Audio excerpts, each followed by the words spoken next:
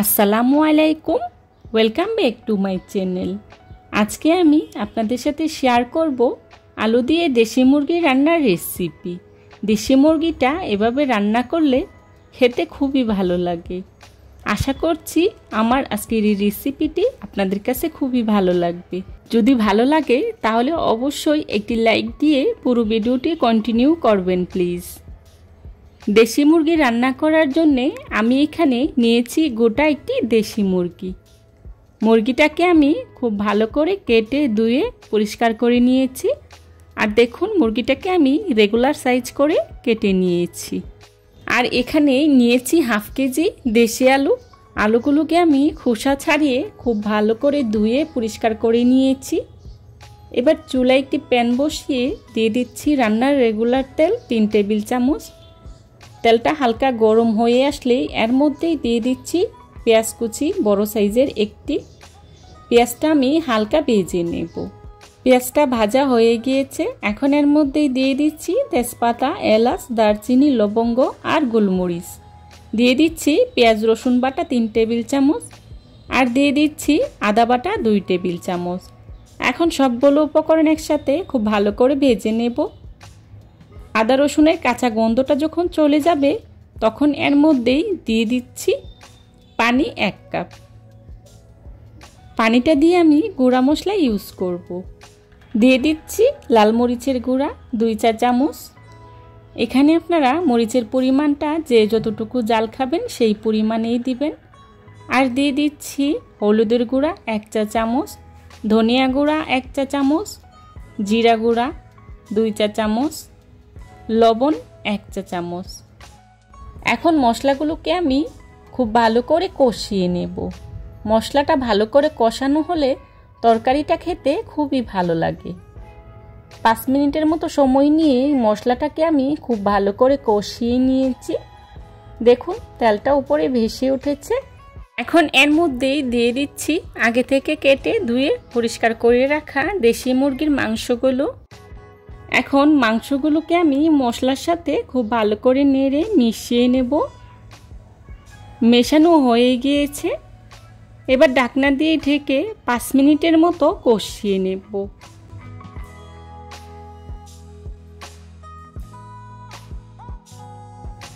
ফিরে এলাম 5 মিনিট পর। এখন এর মধ্যে দিয়ে দিচ্ছি আগে থেকে কেটে ধুয়ে পরিষ্কার করে রাখা আলু। আলু দিয়ে মাংসের সাথে খুব ভালো করে মিশিয়ে নেব। তারপর ঢাকনা দিয়ে ঢেকে আবারও 10 মিনিটের মতো কষিয়ে নেব। এতে করে আলু ও মাংসটা খুব ভালো করে সিদ্ধ হয়ে যাবে।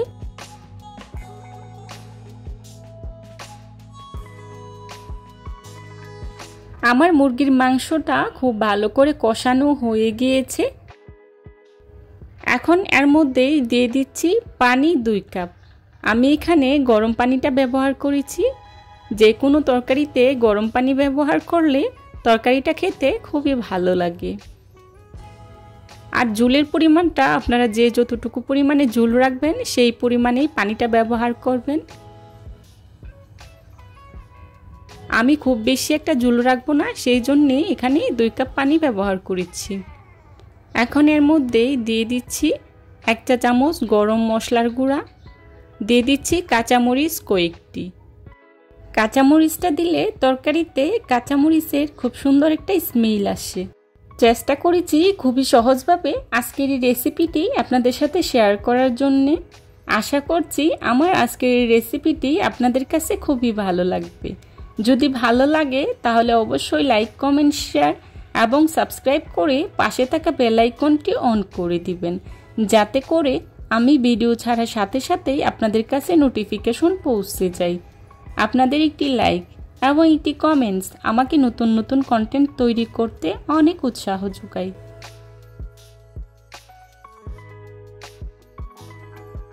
রান্নাটা প্রায় হয়ে গিয়েছে। আমার আজকের এই রেসিপিটি ফলো করে বাসায় একবার হলেও ট্রাই করে দেখবেন, আর কেমন হয়েছে আমাকে কমেন্টস করে জানাবেন।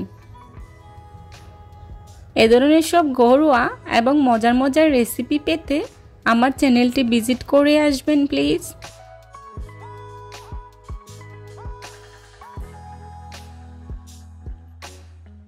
হয়ে গেল আমার মজাদার দেশি মুরগি রান্না।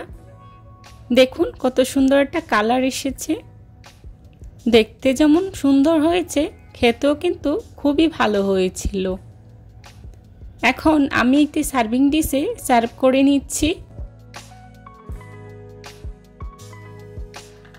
যারা আমার চ্যানেলে নতুন, আজকে প্রথম আমার ভিডিওটি দেখছেন, প্লিজ আমার চ্যানেলটা সাবস্ক্রাইব করে আমার পাশে থাকবেন।